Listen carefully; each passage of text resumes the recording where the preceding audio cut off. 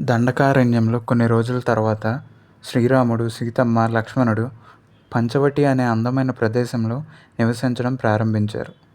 నది ఒడ్డున చిన్న ఆశ్రమం నిర్మించుకొని శాంతి జీవితాన్ని కొనసాగిస్తున్నారు. కానీ ఒకరోజు అరణ్యంలోకి ఒక భయంకరమైన రాక్షసి ప్రవేశించింది. ఆమె పేరు శూర్పణఖ.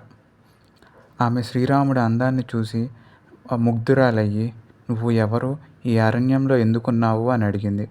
అప్పుడు శ్రీరాముడు నవ్వుతూ ఇలా అన్నాడు, "నేను అయోధ్యకు యువరాజుని. తిను నా భార్య సీత. అతడు నా తమ్ముడు లక్ష్మణుడు." అది విన్న శూర్పణఖ సీతను చూసి అసూయతో మండిపోయింది.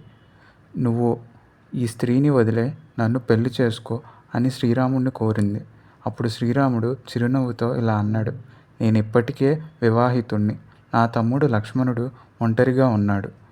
శూర్పణఖ లక్ష్మణుడి దగ్గరికి వెళ్ళి అతడితో మాట్లాడడానికి ప్రయత్నించగా అప్పుడు లక్ష్మణుడు ఆమెను చూసి పరిహాసించాడు. కోపంతో మండిపోయిన శూర్పణఖ సీతపై దాడి చేయడానికి ప్రయత్నించింది.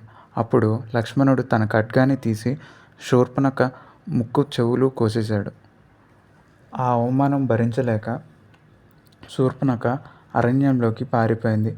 ఆమె మనసులో ఒకే ఆలోచన, ఈ అవమానానికి ప్రతీకారం ఎలాగైనా తీసుకోవాలి అంటూ రావణా రావణా అనుకుంటూ తన అన్నయ్య అయిన లంకాధిపతి రావణుడి దగ్గరికి బయలుదేరింది.